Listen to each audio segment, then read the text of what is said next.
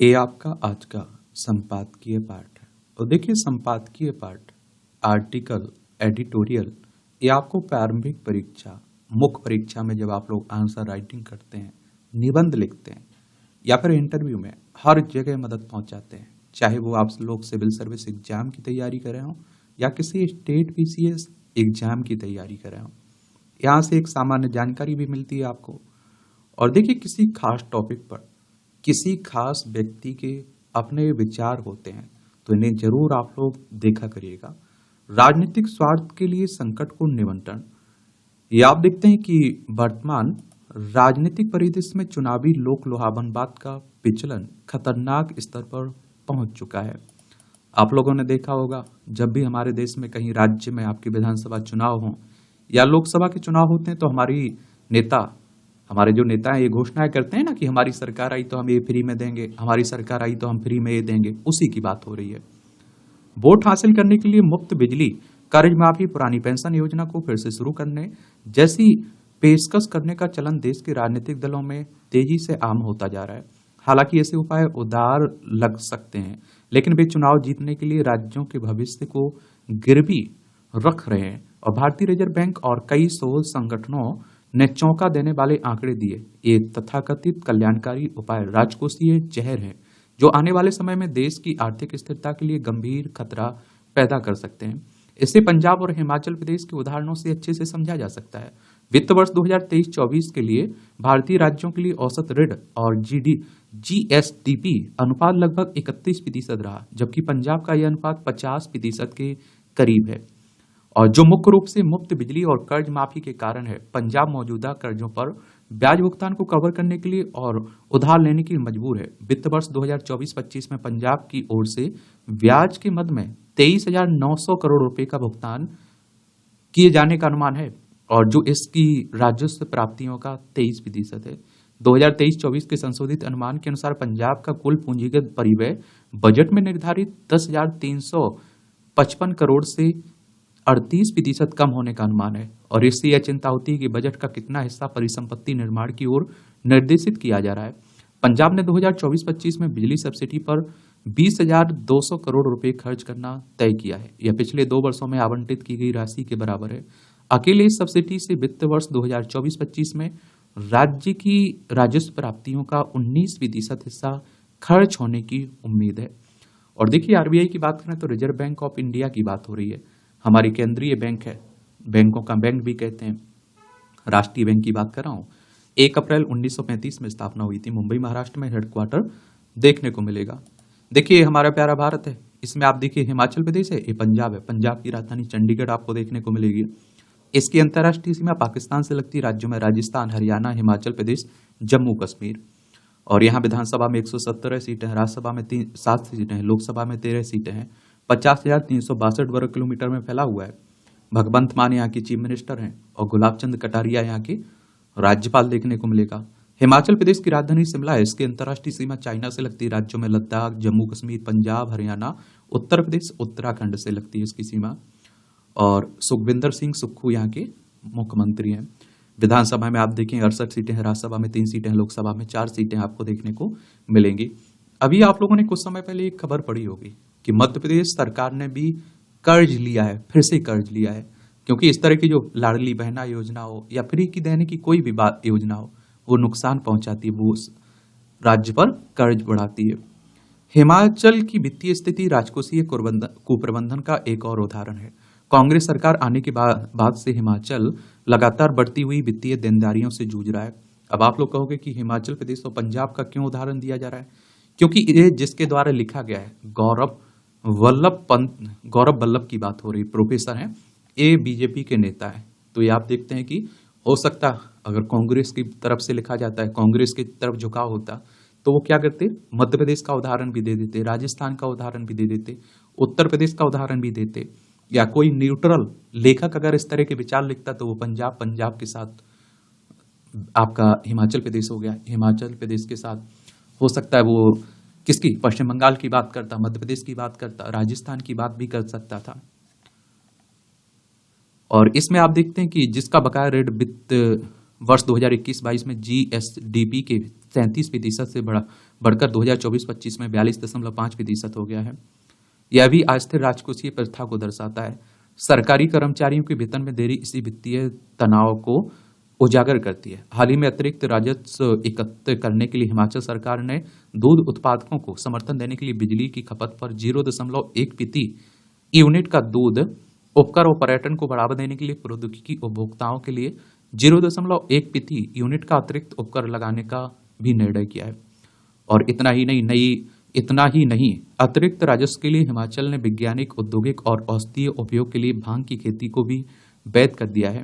ये सभी कदम राज्य में भयंकर वित्तीय कठिनाइयों को दर्शा रहे हैं। वित्तीय वर्ष 2024-25 के लिए सरकार का खर्च 52,965 करोड़ रुपए होने का अनुमान है और राज्य को 5,479 करोड़ का कर्ज चुकाना है। हालात यह है कि ब्याज भुगतान में वृद्धि की भरपाई पूंजीगत खर्चों में कमी से की जा रही है और इस राजकोषीय दबाव के कारण 2024-25 में विभिन्न क्षेत्रों में बजट में कटौती की गई। शहरी विकास खर्च में 32% की कमी आई है, जबकि सामाजिक कल्याण, कृषि और जल आपूर्ति के लिए आवंटन में क्रमशः 15, 9 और 13% की कमी की गई। बढ़ते घाटे के साथ हिमाचल को वित्तीय अस्थिरता के बढ़ते जोखिम का सामना भी करना पड़ रहा है। दोनों राज्यों में दीर्घकालिक जरूरतों की उपेक्षा करते हुए पर्याप्त धनराशि अल्पकालिक राजनीतिक वादों की पूर्ति में खपा दी गई है। ध्यान रहे कि राजकोषीय स्वास्थ्य को मजबूत करने पर ध्यान दिया जाना चाहिए। और अर्जेंटीना और वेनेजुएला का वित्तीय पतन उन राज्यों के लिए सख्त चेतावनी है जो रेवड़ियों का सहारा ले रहे हैं। कभी समृद्ध रहा अर्जेंटीना अत्यधिक खर्च और लोक लुभावन नीतियों के कारण ढह गया, जबकि वेनेजुएला में ने अल्पकालिक लाभ के लिए अपनी तेज संपदा को बर्बाद कर दिया। दोनों देश राजकोषीय प्रबंधन के कारण मुद्रास्फीति, गरीबी, राजनीतिक अस्थिरता में फंसे गए हैं और यदि भारतीय राज्य इसी राह पर चलते रहे तो वे इन देशों की तरह दुखद आर्थिक इतिहास दोहराने का जोखिम उठाएंगे और इससे भयानक परिणाम हो सकते हैं, जैसे अनियंत्रित मुद्रास्फीति और गरीबी में वृद्धि।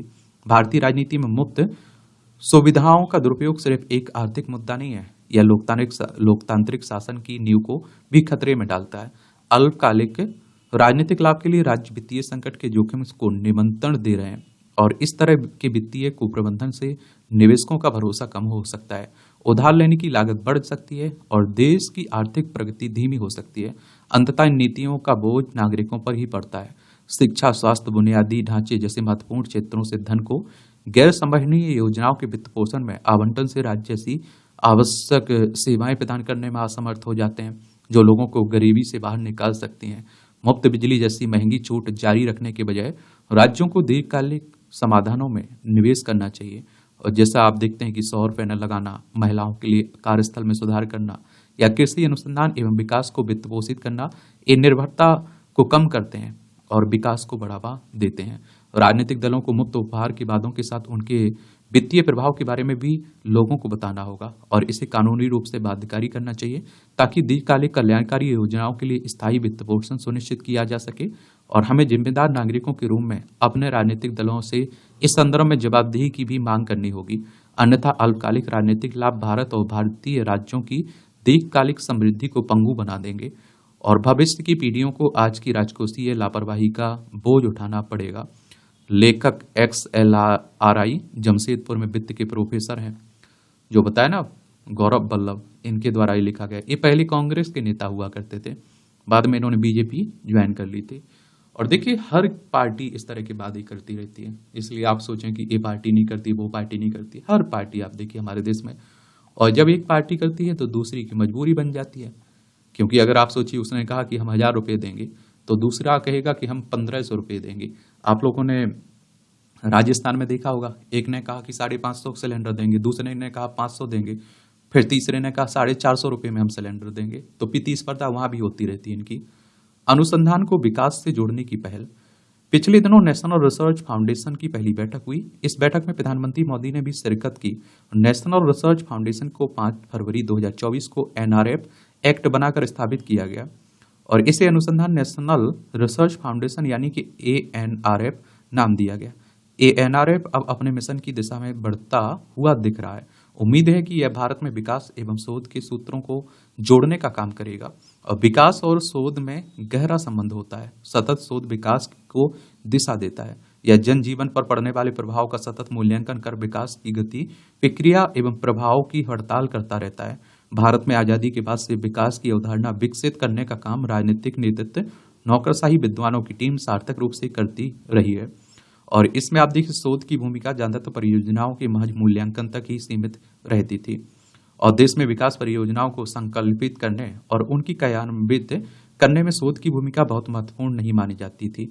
ये साथ ही विज्ञान एवं तकनीक के क्षेत्र में कुछ केंद्र और कुछ व्यक्तित्व के इर्द गिर्द ही शोध का दायरा सीमित रहता था। 1990 के बाद उदारवादी अर्थव्यवस्था लागू होने के बाद भारत में विकास का स्वरूप बदला एवं उसकी गति तेज हुई। 2014 में प्रधानमंत्री मोदी द्वारा देश की सत्ता संभालने के बाद विकास की यह गति और तेज हुई। विकास को एक मिशन बोर्ड में लाया गया और इसमें राज सत्ता, सरकार, जनता, नेतृत्व के साथ ही उद्योग, उदारशील और समूह एवं कॉरपोरेट भी नए भागीदार बनकर उभरे। विकास के इस नए परिदृश्य में देश में शोध की जरूरत एक नए सपोर्ट से इंजन के रूप में सबको महसूस हो रही थी और इसी जरूरत को पूरा करते हुए मोदी सरकार ने देश में शोध को विकास की एक आत्मिक दृष्टि के रूप में विकसित करने के लिए अनुसंधान नेशनल रिसर्च फाउंडेशन स्थापित करने का काम शुरू किया है। यह देखना सुखद है कि अनुसंधान नेशनल रिसर्च फाउंडेशन ने भारत में विकास की को दिशा देने, उसे आइडिया सपोर्ट देकर उसे प्रभावी बनाने एवं उसकी सतत समीक्षा कर उसके प्रभाव को सार्थक बनाने का काम करना प्रारंभ कर दिया है। सरकार की इस पहल से देश में एक तो अभी तक बिखरे पड़े एवं अनेक तरह के शोध के प्रयासों को एकजुट एवं समायोजित कर उसमें नए भागीदारों को जोड़कर उसे सम्यक रूप से नियोजित कर विकसित भारत के महाअभियान से जोड़ने का काम किया है। और दूसरा, इससे देश में शोध का न्याय संगत एवं जनतांत्रिक वितरण भी संभव हो पाएगा। तीसरा, इससे इंडस्ट्री, कॉरपोरेट, प्राइवेट, शोध फाउंडेशन सभी एक मंच पर आकर एक साथ अपने विचार, आंकड़े एवं संसाधनों का आदान प्रदान कर देश में विकसित भारत के महाअभियान में अपना योगदान दे पाएंगे। ये सभी पॉइंट नोट कर लीजिएगा और इसके आप देखते हैं कि फायदे आप लोग बता सकते हैं। और इससे अनेक प्रकार के शोध के संसाधन स्रोत को जो इधर उधर बिखरे हैं सब एक होकर विज्ञान, तकनीकी, सामाजिक शोध के परिक्षेत्र को प्रभावी बना पाएंगे। और ANRF की शीर्ष समिति में शोध की महत्वपूर्ण संस्थाओं के शोध लीडर शामिल हैं। विज्ञान एवं तकनीक के क्षेत्र में अनेक बड़े विद्वान इस अवधारणा को जमीन पर उतारने के कार्य में लगे हैं और इसका एक महत्वपूर्ण लक्ष्य नवोन्मेषी शोध का एक ऐसा परिक्षेत्र विकसित करना है और जिसमें राज्य निर्देशित विकास की अवधारणा, परियोजनाओं एवं प्रयासों को जनता, समाज एवं राष्ट्र के जीवन को बदलने में सर्वाधिक उपयोगी साबित हो सके। और यह जानना जरूरी है कि ANRF न केवल विज्ञान, तकनीक, औद्योगिक उत्पादन, चिकित्सा के क्षेत्रों में ही शोध के लिए न्यायसंगत, नवोन्मेषी एवं जनतांत्रिक इकोसिस्टम रचने का काम करेगा, बल्कि यह लिबरल आर्ट, समाज विज्ञान जैसे शोध को मानवीय एवं सामाजिक आधार देने वाले ज्ञान के क्षेत्रों में भी बदलाव लाने की कोशिश करेगा। इसके कारण नवोन्मेष शोधों का एक ऐसा माहौल बन सकेगा जिससे भारतीय विश्वविद्यालयों एवं शिक्षा संस्थानों में शोध की पारंपरिक प्रकृति में आमूलचूल परिवर्तन हो सकेगा और इससे विश्वविद्यालयों में आमजन के जीवन से जुड़े मुद्दों और जरूरतों पर शोध के कार्य तो होंगे ही, साथ ही आम आदमी की लोक मेधा एवं जन अंतर्दृष्टि को भी अकादमिक शोधों में महत्व मिलेगा। और इससे शोध जगत में समाज को स्वयं एक शोध की प्रयोगशाला के रूप में देखने की प्रवृत्ति विकसित होगी और इससे एक ऐसा अकादमिक इकोसिस्टम बनेगा और जिससे आप देखते हैं जिसमें जन विज्ञान, लोक तकनीकी, लोक ज्ञान, लोक चिकित्सीय व्यवहारों को महत्व मिलेगा, जो एक तरह से राष्ट्रीय शिक्षा नीति 2020 का मूल आत्मा है। दुनिया के विकसित देशों में ऐसे रिसर्च फाउंडेशन कई दशकों से कार्य करते हुए उनके विकास को दिशा एवं दृष्टि दे रहे हैं। भारत में भी इधर उधर बिखरे एवं अनियोजित ऐसे प्रयासों को एक सूत्र में जोड़कर विकसित भारत के मिशन में उपयोग किया जा सकता है और साथ ही इनके बनने से भारत में अकादमिक संस्थानों के शोधों एवं सरकार नियोजित विकास के बीच भी की दूरी कम होगी और उनके बीच संवाद भी होगा। और प्रसिद्ध फ्रांसीसी विचारक मिशेल फोको ने कहा है कि नॉलेज ही पावर है। जब आप लोग आंसर राइटिंग कर रहे हैं, निबंध लिख रहे हैं इस तरह के टॉपिक पर, तो इस तरह के आप देखिए जो विचारक रहते हैं उनकी कोई कोट है, लाइन है, उन्हें भी बता दिया करिएगा। एक प्रसिद्ध फ्रांसीसी विचारक है मिशेल फोको, इन्होंने क्या कहा, नॉलेज ही पावर है। इस वाक्य को थोड़ा बदल दें तो कहा जा सकता है कि नॉलेज ही विकास का आधार है, अर्थात ज्ञान ही शक्ति का मूल स्रोत है। यह ज्ञान हमें अनुसंधान से मिलता है। प्रधानमंत्री मोदी ने 2047 तक भारत को विकसित बनाने का लक्ष्य रखा है। एएनआरएफ उस लक्ष्य को प्राप्त करने का एक महत्वपूर्ण माध्यम बन सकता है।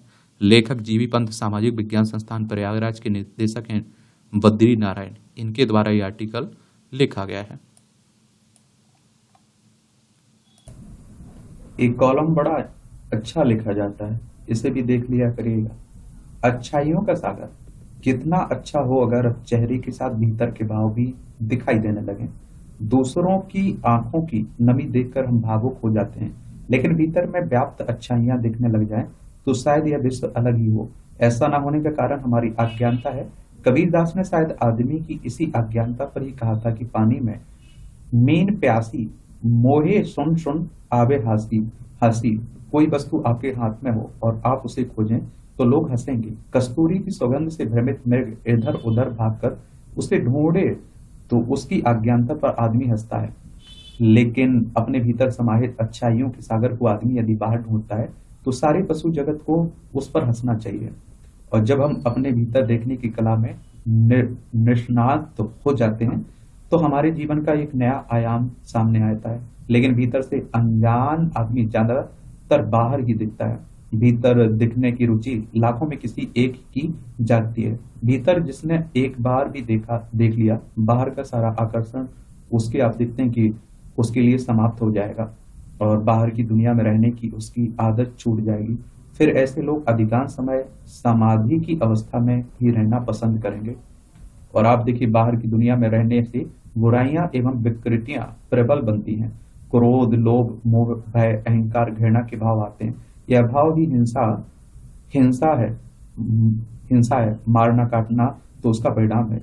जो प्रत्यक्ष दिखाई देता है, खुद को भूलकर दूसरों को देखने से हीन भावना या आप देखते हैं कि भावना जागती है। मन की ये दो बड़ी ग्रंथियां हैं और आप देखते हैं कि इन्हीं से निसृत होते हैं भाव। और जब हम भीतर देखते हैं तो केवल स्व दिखाई देता है और कोई पर दिखाई नहीं देता है। ऐसे में लोगों का जीना सार्थक होता है। आप कितने साल जिए यह अहम नहीं है, बल्कि इन वर्षों में आपने कितनी जिंदगी जी यह मायने रखता है। बड़ा दिलचस्प इंटरेस्टिंग कॉलम लिखा जाता है। इन्हें पढ़ा करिएगा, देखा करिए और इन्हें अपनी जिंदगी में फॉलो भी किया करिएगा। समझे? ये राजनीतिक शुद्धता। तो आप देखिए, सुप्रीम कोर्ट के प्रधान न्यायाधीश डीवाई चंद्रचूड़ के आवास पर गणपति पूजा कार्यक्रम में प्रधान न्यायमंत्री नरेंद्र मोदी के जाने पर विपक्षी नेताओं की आपत्ति उनकी राजनीतिक शुद्धता का ही परिचायक है। क्या विपक्षी दल यह कहना चाहते हैं कि प्रधानमंत्री और सुप्रीम कोर्ट के प्रधान न्यायाधीश के बीच निजी कार्यक्रमों में किसी तरह की मेल मिलाप मुलाकात नहीं होनी चाहिए? क्या वे यह चाह रहे हैं कि प्रधानमंत्री की गणपति पूजा में सम्मिलित होने का प्रधान न्यायाधीश का निमंत्रण ठुकरा देना चाहिए था? या फिर प्रधान न्यायाधीश को अपने आवास पर किसी को निमंत्रित ही नहीं करना चाहिए था? आखिर उनकी आपत्ति का आधार क्या है? कहीं उन्हें इससे तो समस्या नहीं है कि प्रधान न्यायाधीश ने अपनी धार्मिक आस्था प्रकट करने और इस दौरान प्रधानमंत्री ने उनके आवास पर उपस्थित रहने में संकोच नहीं किया? कम से कम उन्हें तो इससे कोई समस्या नहीं होनी चाहिए। जो संवैधानिक पदों पर रहने के दौरान सरकारी खर्चों पर इफ्तार की दावतों में सांसर्गत, ये आप देखेंगे डॉक्टर मनमोहन सिंह के समय की बात हो रही है। यह विडंबना ही है कि प्रधान न्यायाधीश और प्रधानमंत्री के एक साथ देखने का विरोध वो ही भी कर रहे हैं जो नेता प्रतिपक्ष राहुल गांधी की घनघोर भारत विरोधी अमेरिकी सांसद इल्हान उमर से मुलाकात को सामान्य बताने के लिए एडी चोटी का जोर लगाते हुए हैं और तरह तरह के कुतर्क दे रहे हैं। किसी धार्मिक सांस्कृतिक कार्यक्रम में प्रधान न्यायाधीश और प्रधानमंत्री के साथ देखने से यह निष्कर्ष निकालना शरारत है के अलावा और कुछ नहीं है कि इससे सुप्रीम कोर्ट की ओर से दिए जाने वाले फैसले प्रभावित हो सकते हैं। और इस हिसाब से तो न्यायाधीशों को अपने को आवास और न्यायपालिका तक ही सीमित कर लेना चाहिए, क्योंकि कहीं पर भी कोई नेता उनसे टकरा सकता है। और इसकी अनदेखी नहीं की जानी चाहिए कि मौजूदा व्यवस्था में सुप्रीम कोर्ट के प्रधान न्यायाधीश की नियुक्ति में सरकार की कोई भूमिका नहीं होती है, जबकि अतीत में होती थी। और यह किसी से छिपा नहीं कि उस दौरान किस तरह प्रधानमंत्री के चहेते हाईकोर्ट और सुप्रीम कोर्ट के प्रधान न्यायाधीश बनाए गए। ये इंदिरा गांधी के समय की बात हो रही है। और इसके लिए परंपराओं और साथ ही राजनीतिक मर्यादा की भी खुली अनदेखी की गई। शीर्ष पदों पर बैठे लोगों का एक निजी जीवन भी होता है, इस अपेक्षा का कोई मतलब नहीं कि ऐसे लोगों के पद की गरिमा तभी बनी रहेगी जब वे केवल आधिकारिक कार्यक्रमों में ही एक दूसरे से मेल मुलाकात करेंगे, क्योंकि फिर तो उनका एक दूसरे के सुख दुख में शामिल होना ही निषेध हो जाएगा। यह अच्छा हुआ कि राजनीतिक शुद्धता की परवाह न करते हुए प्रधान न्यायाधीश ने उन क्षणों की फोटो और वीडियो सार्वजनिक करने में कोई संकोच नहीं किया। और जब वह अपने आवास पर प्रधानमंत्री और अन्य अतिथियों के साथ गणपति पूजा कर रहे थे, राजनीति करने के और भी विषय हैं। एक सामान्य सहज समागम पर संकीर्णता का परिचय देना बचकानी राजनीति के अलावा और कुछ नहीं है। देखिए, इनके अपने विचार हैं लेखक के। और सुप्रीम कोर्ट की बात करें तो हमारी सर्वोच्च अदालत है। संविधान के अनुच्छेद 124 के तहत सुप्रीम कोर्ट की स्थापना की बात की गई है। 28 जनवरी 1950 में स्थापना हुई थी। रैगिंग क्यों? तो हिमाचल प्रदेश में कुछ समय के अंतराल में शिक्षण संस्थानों में रैगिंग के मामले आना आप देखते हैं चिंतनीय है।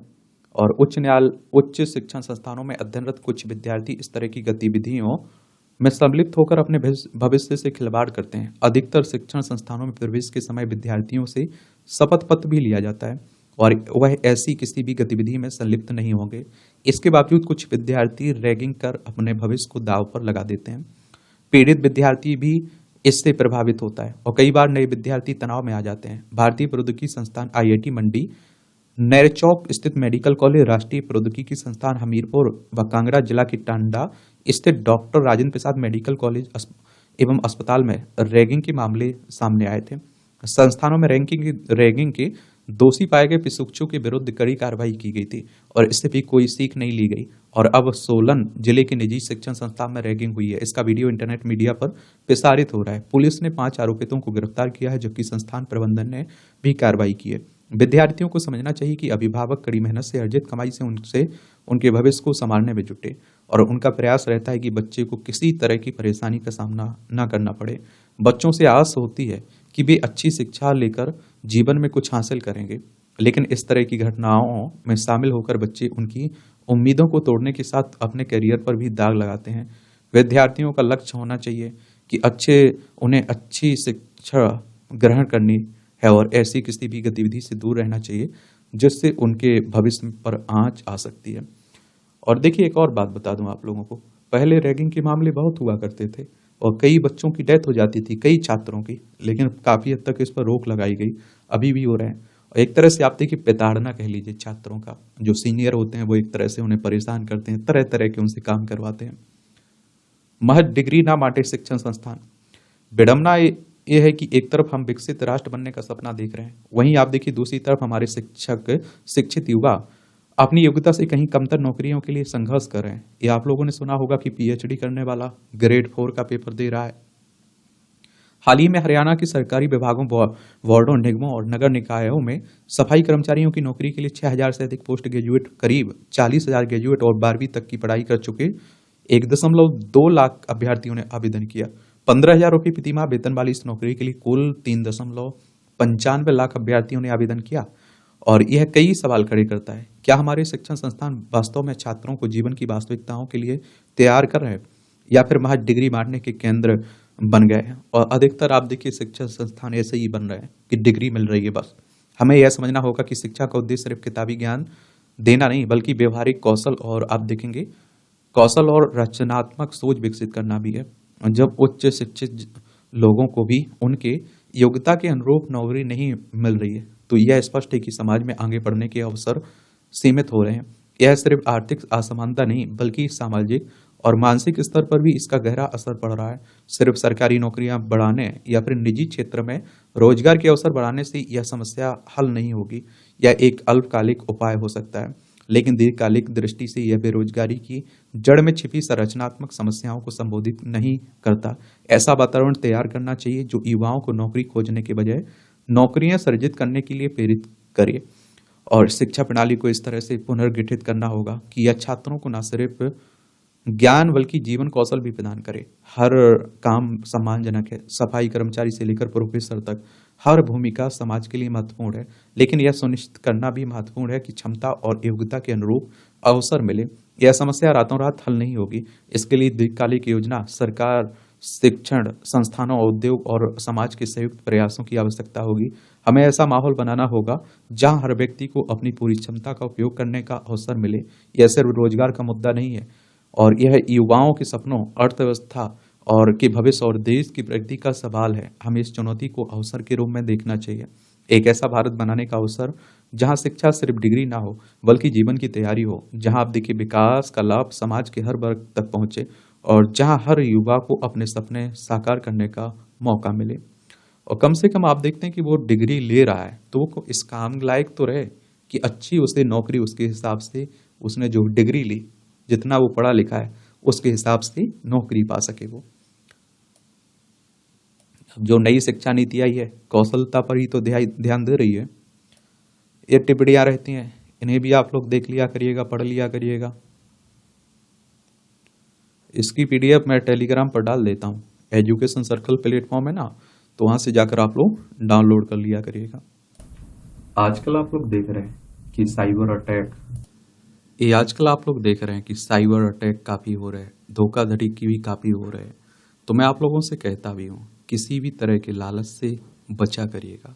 फ्री का कुछ नहीं मिलता है और हर किसकी कीमत चुकानी पड़ जाती है। तो ये आप देखिए, डिजिटल धोखाधड़ी से मुक्ति की उम्मीद। नई तकनीकों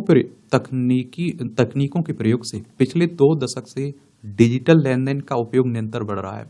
स्मार्टफोन के आने के बाद से 1 दशक से तो इसका उपयोग सामान्य हो गया है, लेकिन इसका एक साइड इफेक्ट यह हुआ कि वित्तीय धोखाधड़ी का खतरा भी सामान्य हो गया है। साइबर धोखाधड़ी के कारण बीते महज 1 साल के दौरान देश के लोगों ने 7,489 करोड़ रुपए से ज्यादा का नुकसान उठाया।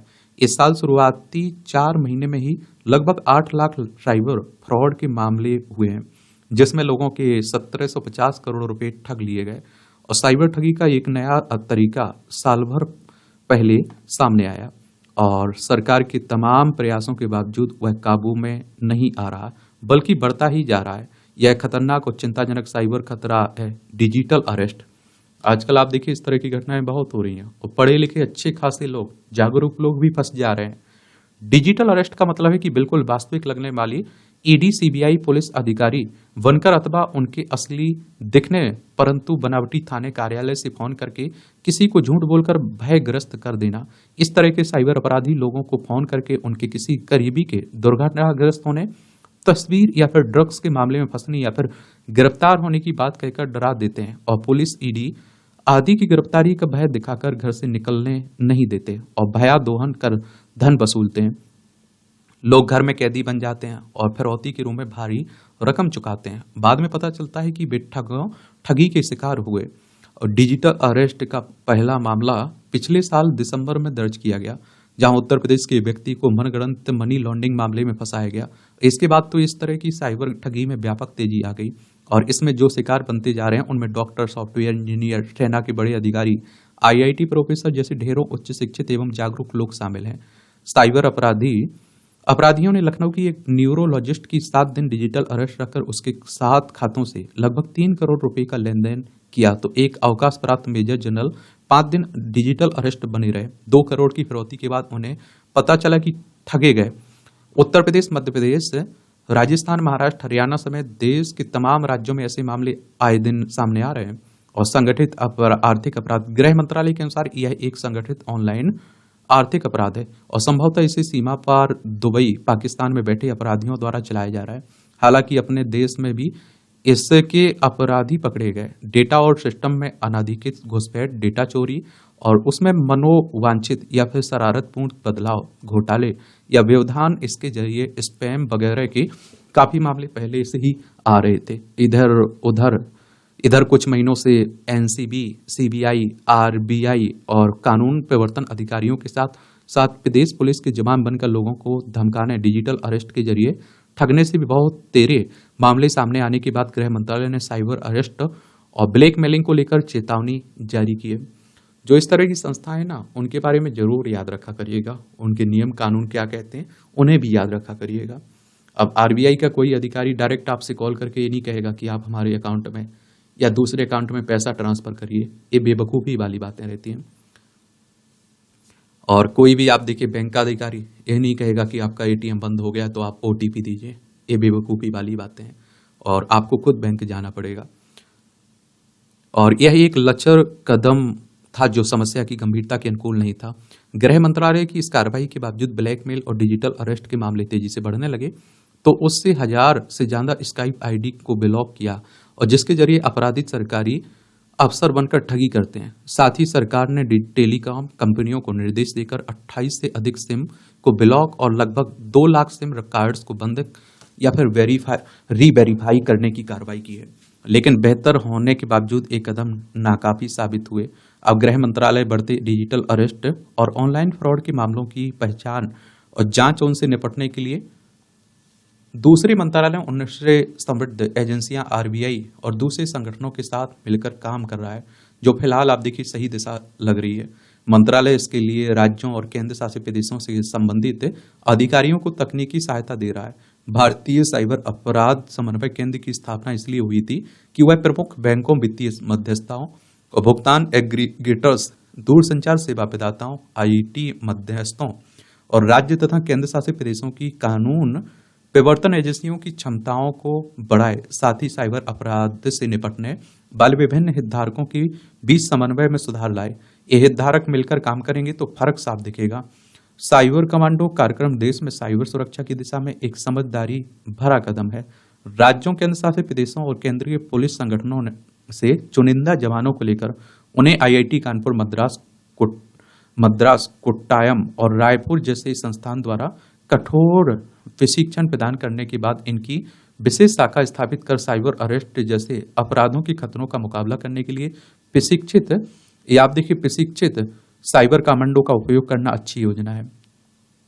डिजिटल फॉरेंसिक से लेकर साइबर सुरक्षा के उपायों के बारे में सब कुछ जानने वाले ये साइबर कमांडो जो आधुनिक साइबर हमलों की जटिलता से निपटने और भारत के डिजिटल बुनियादी ढांचे को सुरक्षित करने के लिए विशेष रूप से प्रशिक्षित होंगे और वे डिजिटल स्पेस को सुरक्षित करने में राज्यों और केंद्रीय एजेंसियों की को बेहतर सहायता करेंगे।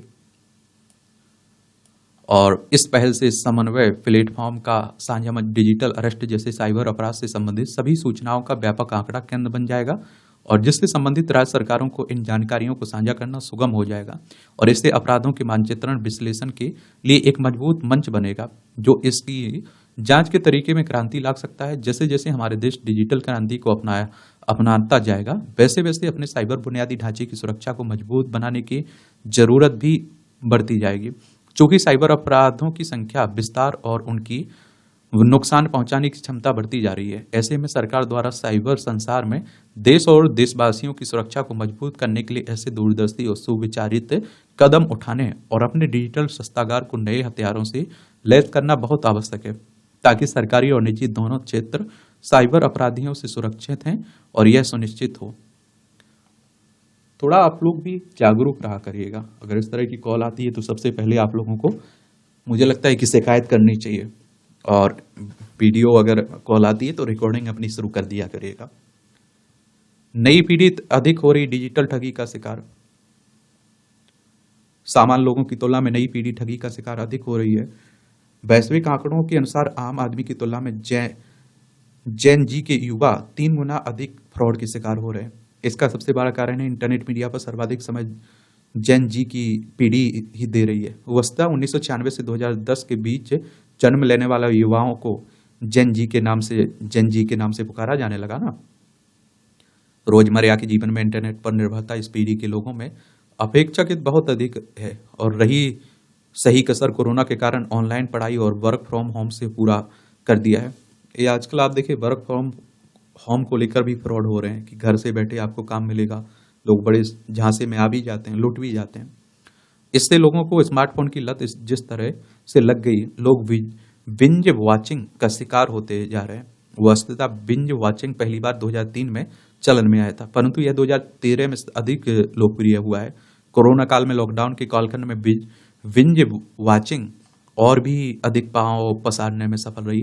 यह एक नए तरह का नक्शा हो गया है और इसमें लोग इंटरनेट मीडिया से जुड़े किसी भी प्लेटफॉर्म पर आने वाले लुभावने विज्ञापनों सहित विभिन्न प्रकार के ऑफर्स के चक्कर में आ जाते हैं। स्मार्टफोन से खरीदारी का आदेश देना नए जमाने के का नए तरह का नशा है। ड्रग्स की भाषा में बात करें तो यह डिजिटल ड्रग्स है और किसी अन्य नशे से इसका नशा किसी भी तरह से कमतर नहीं है। मेडिकल की भाषा में कहा जाए तो यह एक तरह की वो बीमारी है जिसे मनोचिकित्सक साइकोसोमेटिक डिसऑर्डर कहने लगे हैं। और डिलाइट की एक रिपोर्ट में बताया गया कि जैन जी के युवा अन्य की तुलना में 3 गुना ज्यादा जालसाजों के शिकार इसलिए हो रहे हैं क्योंकि आज की पीढ़ी मोल भाव पर बहुत कम विश्वास करती है। यह पीढ़ी आसानी से ऑनलाइन ऑफर, प्रपोजल्स आदि के जाल में फंस जाते हैं और किसी भी खरीद या निवेश पर पर्याप्त अध्ययन किए बिना, फिर जानकारी जुटाए बिना उसमें रकम लगा देते हैं। वैसे इसका एक कारण उनके पास समभाव को भी समझा जा रहा है। यही कारण है कि डिजिटल दुनिया के जालसाज इंटरनेट मीडिया पर बड़े ही आकर्षक तरीके से अपने प्रस्ताव या फिर अपने उत्पाद को प्रदर्शित करते हैं, जिससे व्यक्ति उसके जाल में फंस जाता है और यहाँ तक कि साइबर ठगी का शिकार होने के साथ ही कई बार तो वह व्यक्ति अपनी जमा पूंजी से भी हाथ धो बैठता है। ऐसे में आज की युवा पीढ़ी को इंटरनेट मीडिया प्लेटफॉर्म्स पर आने वाले प्रस्तावों पर गंभीरता से सोच विचार कर ही निर्णय करना चाहिए। और यह सही है कि इंटरनेट मीडिया के बहुत सारे लाभ सामने आए हैं, परंतु इसके साइड इफेक्ट को भी समझना होगा और सभी प्रकार के ऑनलाइन ऑफर सही नहीं होते हैं। ऐसे में सही ऑफर और गलत ऑफर के अंतर को समझने की दृष्टि विकसित करनी होगी, फैक्ट चेक करना होगा, तभी जाकर स्वयं को ठगे जाने से बचाया जा सकता है।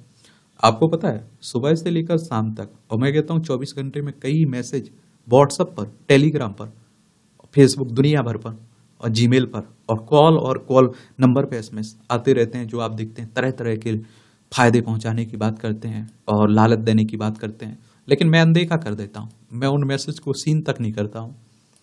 तो ये थोड़ा आप लोगों को भी ध्यान रखना चाहिए। मैं तो एक जानता हूं बात, कोई भी आप देखिए बिना लालच के, बिना मेहनत के पैसा नहीं दे सकता है। अगर वो मुझे लालच दे रहा है, फ्री में मुझे कुछ मिल रहा है, तो मैं इतना जानता हूं कि उसकी कीमत भारी चुकानी पड़ेगी। ये बात हमेशा याद रखिए। कहीं सिरदर्द ना बन जाए ये चुनावी रेबड़ियां कि हमारी सरकार आई तो हम देंगे, ये देंगे, वो देंगे, उसी की बात हो रही। झारखंड में भी विधानसभा चुनाव है ना, ये झारखंड के संदर्भ में लिखा जा रहा है।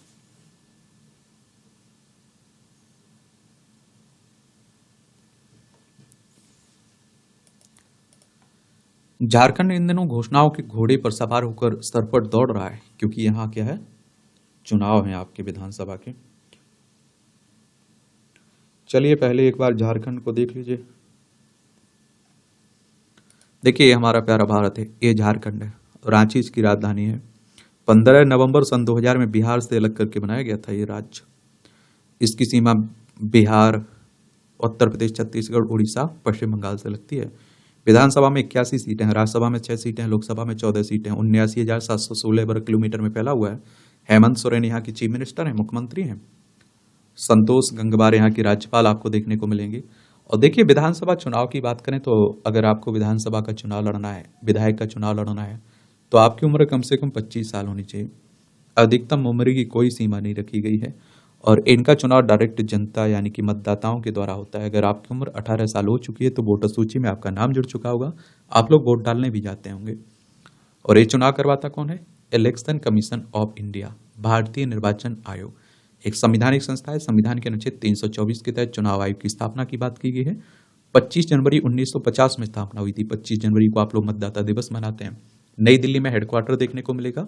सुकुमार सेन पहले मुख्य चुनाव आयुक्त थे।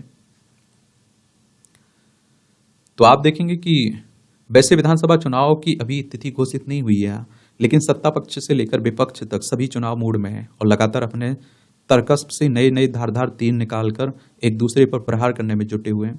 झारखंड की सरकार भी पूरी तरह चुनावी रंग में रंगी नजर आ रही है। 153 दिन जेल में रहने के बाद जब से हेमंत सोरेन ने मुख्यमंत्री पद की दोबारा शपथ ली, उसके बाद से वे निरंतर ताबड़तोड़ घोषणाएं ही कर रहे हैं। पहले वह कहते हैं कि भारतीय जनता पार्टी ने प्रदेश का खजाना खाली कर दिया, कुछ बचा ही नहीं। ऐसे में वह विकास कहां से करें? प्रदेश के वित्त मंत्री रामेश्वर उरांव भी यहाँ यही भाषा बोलते रहे। लेकिन विधानसभा चुनाव नजदीक आते ही अचानक ऐसा लग रहा है जैसे झारखंड के खजाने में इतना धन आ गया कि हर दिन नई घोषणाएं की जा रही हैं। किसानों के लिए 100 यूनिट मुफ्त बिजली योजना का दायरा बढ़ाकर 200 यूनिट किया गया और फिर उनके पुराने बिजली बिल को भी माफ कर दिया गया। और इससे महंगी बिजली के बावजूद गुणवत्तापूर्ण बिजली न मिलने के कारण उद्योग धंधों पर प्रतिकूल असर पड़ रहा है। जाहिर है कि मुफ्त बिजली की योजना इस समस्या को और बढ़ाएगी। इसी तरह किसानों की कर्ज माफी का दायरा 50,000 रुपये से बढ़ाकर 2 लाख रुपये तक कर दिया गया। महिलाओं के खातों में प्रति माह 1,000 रुपये की सहायता और सम्मान राशि भेजने वाली मैया योजना भी लागू हुई। और एक पूछ लेगा कि मैया योजना कहाँ की है, ये भी याद रखा करिएगा। वहीं अधिवक्ताओं के लिए भी हर महीने 5,000 रुपये की भत्ता की घोषणा की गई। और अबुआ आवास, अबुआ स्वास्थ्य कार्ड, बिरसा हरित क्रांति, गुरुजी क्रेडिट कार्ड सहित अन्य योजनाओं का लाभ भी लाभार्थियों को दिया जा रहा है। मैया योजना का लाभ पहले 21 से 50 वर्ष की महिलाओं को मिल रहा था।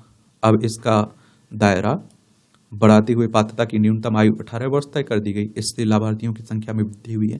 प्रदेश में ताबड़तोड़ लाई जा रही योजनाओं को देखकर ऊपरी तौर पर ऐसा लग सकता है कि सरकार ने राज्य का खजाना गरीब, वंचितों और जरूरतमंदों के लिए खोल दिया है। मुख्यमंत्री हेमंत सोरेन यह भी कह रहे हैं कि इन योजनाओं का दायरा आगे और बढ़ेगा। हेमंत सोरेन प्रमंडलवार शिविर लगाकर लाभार्थियों के बीच इन योजनाओं के राशि और अधिकार पत्र का वितरण कर रहे हैं। और इस दौरान वह भारतीय जनता पार्टी पर निरंतर हमलावर हैं और राज्य में अलग अवधियों में लग रहे हैं 20 वर्षों के भाजपा के कार्यकाल पर सवाल भी उठा रहे हैं। और उनका आरोप है कि भारतीय जनता पार्टी ने प्रदेश में लगभग 20 वर्षों तक शासन किया, लेकिन उस दौरान प्रदेश के गांवों में विकास की किरण नहीं पहुंचा पाई। और अब जब महागठबंधन की सरकार काम कर रही है तो कदम कदम पर बाधा डालने की कोशिश हो रही है। उधर भाजपा लगातार यह आरोप लगा रही है कि ये घोषणाएं केवल विधानसभा चुनाव जीतने के लिए की जा रही हैं। भाजपा सवाल भी उठा रही है कि 4.5 वर्षों तक हेमंत सरकार ने नागरिकों के कल्याण के लिए कुछ क्यों नहीं किया। बताने की आवश्यकता नहीं कि इन योजनाओं का सीधा दुष्प्रभाव राज्य के खजाने वित्तीय स्थिति पर परिलक्षित होने की आशंका बढ़ गई है। हालांकि झारखंड ऐसा अकेला राज्य नहीं है जहां आप देखते हैं कि वोट के लिए रोज नई नई घोषणाएं की जा रही हैं। अन्य राज्यों की कमोवेश आज इसी तरह राय पर चल रहे हैं। ऐसे में आवश्यकता इस बात की है कि इन घोषणाओं से खजानों पर पड़ने वाले बोझ की भरपाई की व्यवस्था भी की चिंता की जाए ताकि वित्तीय संतुलन बना रहे। हालांकि वकीलों को भत्ता देने की घोषणा के मामले में झारखंड सरकार ने यह पहल की है कि सभी मंत्रियों ने इस मद में एक महीने का वेतन देने की घोषणा की है। लेकिन केवल इतने से काम चलने वाला नहीं है। अन्य राज्यों की बात करें तो हिमाचल प्रदेश में इस माह पहली बार ऐसा हुआ कि वहां के सरकारी कर्मचारियों को समय पर वेतन नहीं मिला। वह दूसरी ओर विकास पर भी असर पड़ा है। यह स्थिति कर्नाटक की भी है। सर्वोच्च न्यायालय भी मुफ्त की योजनाओं पर चिंता जाहिर कर चुका है। गरीबों के नाम पर खजाना खोल देना चुनाव जीतने में भले सहायक हो, लेकिन अच्छा होगा कि सरकार गरीबों के लिए स्थायी आमदनी की चिंता करे, कोई रोजगार देने की बात करे। और देखिए एक और बात आप लोगों ने देखा होगा, अगर बीजेपी वाले करें तो वो कहते हैं कि एक कल्याणकारी योजना है, और जो विपक्ष वाले करते हैं तो उसे वो फ्री की रेवड़ी कर देते हैं। और विपक्ष वाले भी यही करते हैं, जब खुद करें योजना इस तरह फ्री की योजनाएं देने की बात तो वो कहेंगे कल्याणकारी योजनाएं हैं, और सामने वाले बीजेपी वाले करें तो वो कहेंगे एक लोक लुभावन बात है, फ्री की रेवड़ी है। ये हमारे देश में मैंने कहा ना, राजनीति बड़ी ईमानदार से होते। जनमानस में बढ़ती हिंदी की पैठ। भारत के एकीकरण एवं सम्मान की भाषा राजभाषा हिंदी है। यह आज भारतीय संस्कृति की भाग बन चुकी है। स्वतंत्रता से पहले हिंदी देश की संपर्क भाषा के रूप में महसूस की गई। भारत में सर्वाधिक जनसंख्या इस भाषा को बोलने वालों की है। हिंदी तर लोगों ने भी हिंदी को बहुत मान दिया। हिंदी से भारत के लोग ही नहीं जुड़ रहे, अपितु विदेश में भी बड़ी संख्या में लोग हिंदी सीख रहे हैं।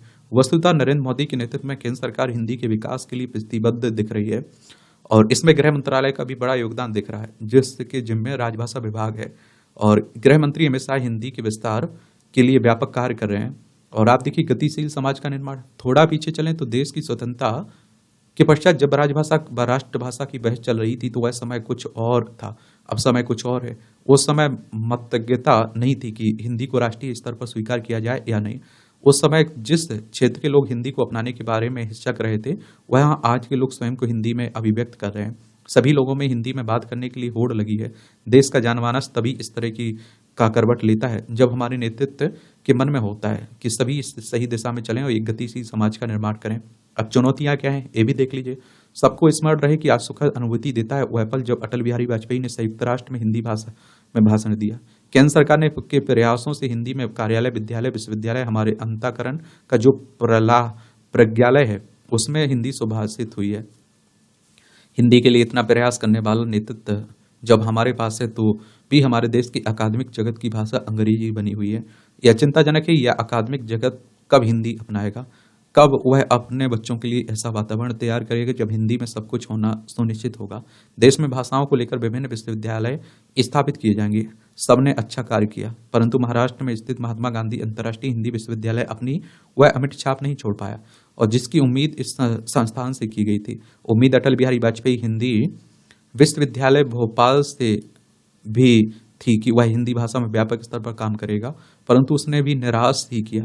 सच कहें तो हिंदी के लिए समर्पित इन विश्वविद्यालयों से निर्मित पाठ्यक्रम और पठन पाठन को जो हिंदी के लिए कर्तव्य बोध थे, उससे इनके उन्मुक्त नेतृत्व ने सींचने की जगह सुखा दिया। अटल बिहारी वाजपेयी विश्वविद्यालय ने आनन फानन में मेडिकल पाठ्यक्रम व दूसरे अन्य पाठ्यक्रम को तैयार कराया, जिसमें इतनी गलतियां थी कि उसकी बहुत आलोचना हुई।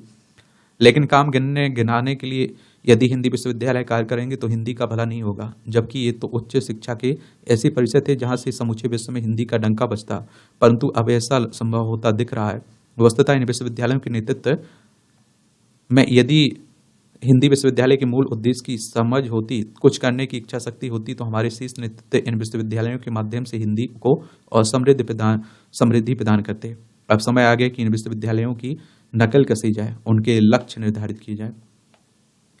न्यायपालिका से जुड़ी हिंदी से संबंधित एक मामला न्यायपालिका से भी जुड़ा है। वस्तुतः हमारे देश के न्यायालयों के निर्णय अधिकांशतः अंग्रेजी में होते हैं। अब देख रहे हैं न्यायालय, यानी कि आप देखिए कि न्यायालय के जो फैसले होते हैं वो इंग्लिश में आते हैं, सरकार की जो योजनाएं आती है वो इंग्लिश में आती हैं, बहुत सारे फैसले आते हैं वो इंग्लिश में आते हैं। और आप देखिए अगर आपको इंग्लिश नहीं आती है तो चीप कंपनी में आपको अच्छा नौकरी नहीं मिल सकती। हर जगह इंग्लिश को इतना बढ़ावा दिया जा रहा है, फिर हम लोग हिंदी की बात करते हैं, हिंदी को राष्ट्रभाषा बनाने की बात करते हैं। सरकार को भी ध्यान देना चाहिए। और वस्तुतः हमारे देश की न्यायपालिका की निर्णय किसमें आते हैं? अधिकांशतः अंग्रेजी में। इसमें भी परिवर्तन की आवश्यकता है। न्यायालय में निर्णय का या न्याय हिंदी में आने वाली बड़ी संख्या में लोगों को लाभ होगा। आशा की जानी चाहिए कि जनमानस को न्यायालय के निर्णयों को समझने में होने वाली समस्याओं को देखते हुए भी इस संबंध में स्वतः संज्ञान लेते हुए निर्णय लेंगे, ऐसी अपेक्षा उनसे की जा सकती है। साथ ही केंद्र सरकार की ओर से एक निर्णायक पहल होनी चाहिए कि जिसमें न्यायालय में भी हिंदी के उपयोग पर बल हो, अकादमिक जगत में हिंदी का पूर्ण वातावरण हो, विभिन्न आयोगों से निकलने वाली प्रतिवेदनों सलाह की भी हिंदी में उपलब्ध हो। हिंदी की सहभागामी भाषाओं में विकासित अच्छी रचनाओं के हिंदी में अनुदित होने से भी हिंदी का व्यापक उत्थान होगा। हिंदी को समृद्धि देने वाली यदि पूरी इच्छा शक्ति के साथ काम करने के लिए तत्पर हो जाएं तो हिंदी के विकास के सभी द्वार खुल जाएंगे। निस्संदेह यह सामूहिक प्रयास भारत के लिए भाषागत नवोत्थान की नई कहानियां अंकित करेगा। ऐसे में गृह मंत्री से अपेक्षाएं बढ़ जाती हैं, क्योंकि हिंदी को गतिशील बनाने और किसी निर्णायक लक्ष्य प्राप्त करने में सर्वाधिक सहयोग उन्हीं से अपेक्षित है। और देखिए एक काम आप लोगों को होना चाहिए, देखिए कोई भी सरकार चाहे राष्ट्रपति शासन कोई भी आदेश निकाल रहे, कुछ लिख रहे हैं तो हिंदी में दे दीजिए, इंग्लिश में दे दीजिए भैया, कोई बुराई नहीं है। और इस तरह से आप देखेंगे कि आज का जो दैनिक जागरण है, इसका जो संपादकीय पार्ट है, उसकी कहानी कवर होती है। आपका कोई सवाल हुआ करे मेरे लिए, सुझाव हुआ करे तो जरूर आप लोग बताया करिएगा। धन्यवाद।